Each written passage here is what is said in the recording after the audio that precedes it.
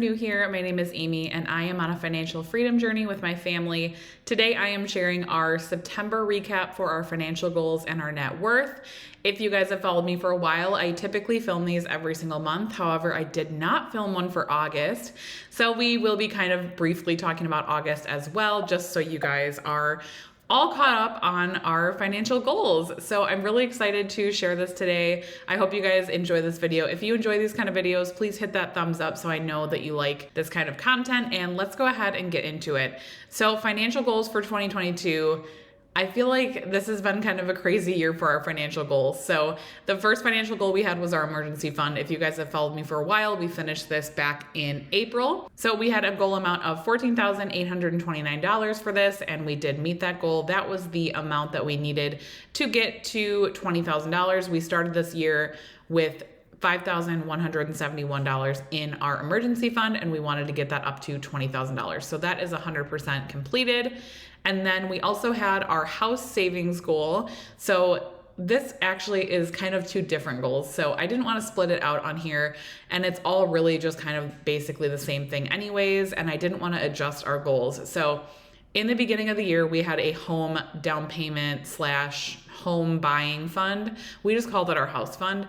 And that was the money that we actually used to go towards the purchase of our current home. So if you guys have followed me for a while, you already know all of this. So I'm sorry if I'm repeating it for you, but if you're new, this is probably confusing. So in the beginning of the year, we had the house fund. We bought our home in August, and so that dissolved the house fund. Then we started our second part of this goal, which is our home maintenance fund. We basically wiped out our entire house sinking fund with the house fund. And so I wanted to kind of bring that back as a home maintenance fund so that we have money in our account just for any like home purchases, basically just a home sinking fund. So we had to start that from zero. So the month of September, we were working towards that goal. So we did start that in September. So part of September was finishing the house fund because we actually went negative. I have a video, if you go back a few debt-free Fridays, it's over a 20-minute debt-free Friday. It's got a lot of information for you. So check that video out if you are confused. But yes, I will move on from that because I feel like I'm rambling. But part of September, we were funding the house fund still. And then the other half of September, we are funding our new home maintenance fund. So all of that together in reality is just money that we put into savings. So I just changed the title to home savings, house savings, and that is how we will just finish out the year. And then in 2023, we will start over with some new goals. I'm so excited for that. So then we also have our Roth IRA. So I am trying to max out my Roth IRA for the year of 2022. We do technically have until tax day of 2023 to max out the 2022 Roth, but I work best on like a calendar year. So I am trying to max this out by December 31st. And then we also had a 529 goal, which is kind of on the back burner. We'll see if we get to it. We'll see if we don't. It's kind of one of those goals that we set it and then we'll see what happens. So let's go ahead and start with August. So for August, we were able to put $2,855 into savings, and we put $520 into our Roth. For September, we were able to put $3,750 into savings, and we put $615 into our Roth. So as you can see, there's an asterisk by September and April. That is just signifying that those were the 2 months of the year that we actually got paid 3 times. So my husband and I are both paid bi-weekly on the same weeks. And so in August and in September, we both received 3 paychecks. So obviously we had a lot more extra income in these 2 months, as you can see by how much we put into savings those months. So yes, we were able to put a lot more towards our goals for that month. So as of September 30th, we have put $16,050 into savings this year. We originally had a goal of $25,000. That's definitely not going to happen, but you know, shoot for the moon, right? So I'm going to leave it. I'm not going to change it. Like I said, I'm just going to leave it, and we're just going to see how far we can get. That's kind of how we've always dealt with financial goals anyways. We always try to push ourselves as far as we can, and the financial goals are just there as kind of a guide. So we will see what happens, but for now, we're just going to leave that there. So we technically have a remaining goal of $12,700. Again, I don't see that happening, and that's totally fine, but we'll just see how far we can get. And that is at 64% to our goal. And then again, for our Roth IRA, we were able to put so far this year $2,245 into my Roth IRA on a goal of $6,000. That is again the max amount. And so we have a remaining of $4,370, and that is at 37% of the way. And then again, the 529 savings, again, not a huge focus. We've put $100 in this account in the beginning of the year. To open up my youngest son's 529, we put $100 because that's what we had to open the account. And our goal is 2,000, so we have 1,900 remaining, and that's at 5%. So as a whole for financial goals, we have put $33,224 towards our financial goals. Our goal amount total for the year was $47,829. That means that we ideally would be putting $18,970 more dollars into financial goals for the year over the next 3 months. Again, that's pretty unrealistic, but we'll see what happens. And we are 69% of the way to our financial goals for the year. And then these two down here are just increasing our 401k percentages. So both my husband and I had a goal of increasing our 401k percentages, which we did in January. So that goal has actually been done since January. So let's go ahead and go down to our net worth. So this is an exciting update because you will see our new home on here. And I do want to explain it a little bit because I actually haven't talked about what we paid for our new home yet. I don't think. I might have mentioned it in my home Q&A. I can't remember. I'm going to again go over August and September briefly just because I did not do an update for August. So we did purchase our home for just about $490,000. We got an appraisal before we closed on the home, which I think is standard practice for buying a house, even a new build. We did have to get an appraisal on it, and it appraised for $505,000. So to make it easy, I just put 500. So that's more than we paid for it, but less than the appraisal. I always like to be more conservative, which if you guys have followed me for a while, this was what we thought our home was worth. Well, jokes on us, it was actually worth a lot more than that. We actually sold it for over $350,000. So we were clearly undershooting by a lot, but yeah, I feel like I was undershooting too much, but that's kind of another tangent. I guess you really just never know what your home's going to be worth. We listed it for 300 and we sold it for over 350. So we clearly were, blown away by the market at the time. And I feel like the market has started to cool, but I could go on all day about this, but I will save it a little bit for you guys. But we just decided $500,000 would be a good home value to leave it at for now. I'm keeping an eye on it, but it is difficult because our house is a new build, so we don't have a lot of comps.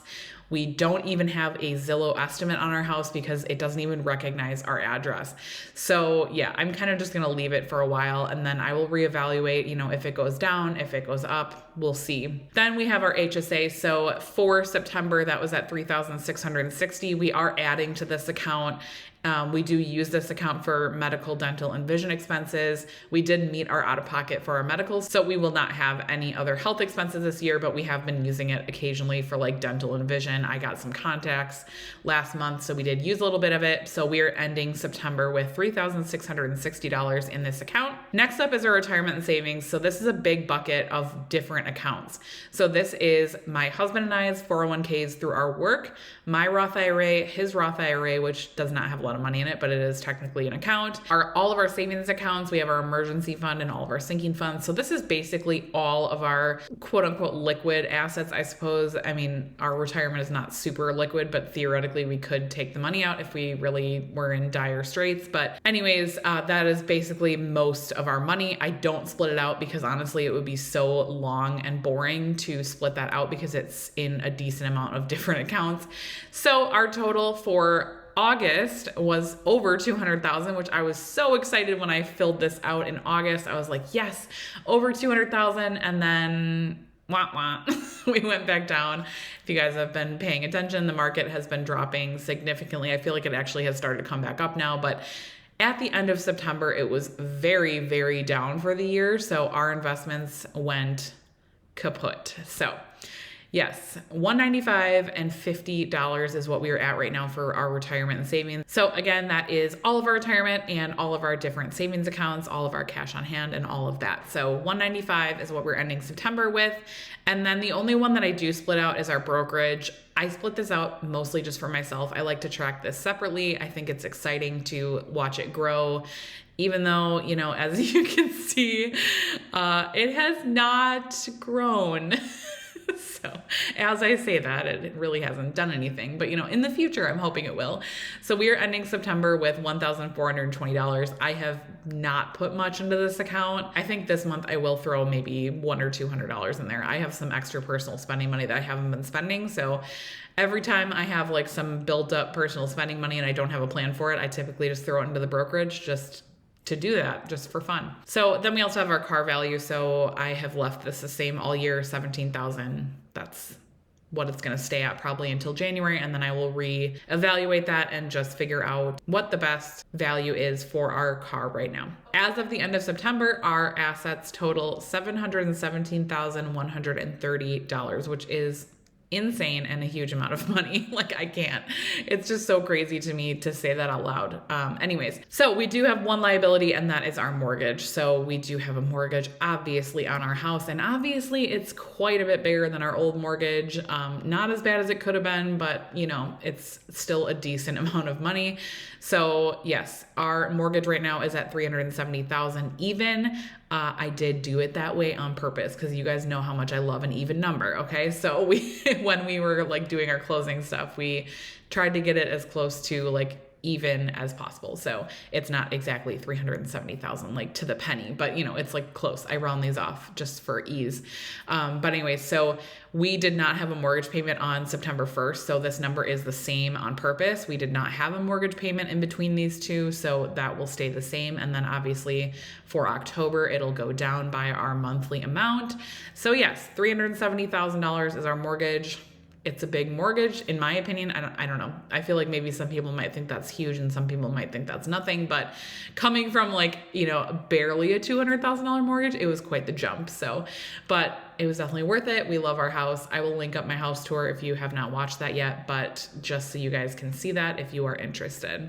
So going down to our net worth by month, you guys know we share this every single month. It's really exciting, but this year has been a wild ride. Like look at these numbers. It's just crazy.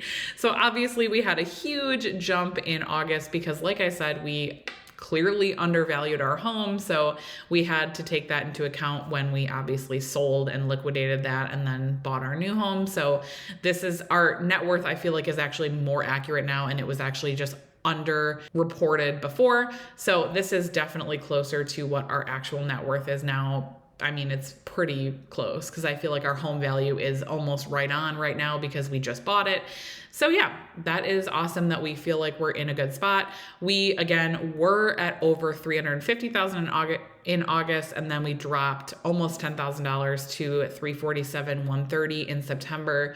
The market's just crazy right now, and I'm trying not to pay attention, not to look at it as much as possible because there's nothing we can do except just do what we're doing. We're going to keep investing. We're going to keep saving. We're going to keep doing all the right things, and eventually our net worth will increase. And when I first started tracking our net worth, we had a net worth of like $70,000, I think. So clearly we are on the right path. We are doing the right things and we cannot control the market. So I'm not even trying to worry about that right now. So yeah, we are ending September at $347,130. Obviously my chart here is really messed up because of, how the market's been. And then with these 2 months just being so much higher, this trend line is not even really accurate anymore. So hopefully in 2023, we'll get back on a better path with net worth and it'll be a little bit more easy to see the trend line and how we're going.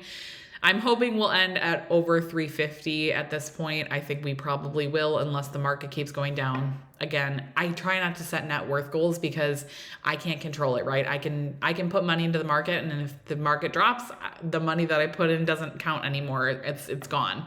So that's how I view net worth. I try not to set goals based on it because I can't control it for the most part, especially as we get more invested into the market and, the housing market and all that. Out of my control. So net worth tracking over here, we just track our milestones here. So I had 100,000, 200, and 300. So we did meet the $300,000 mark in August of 2020.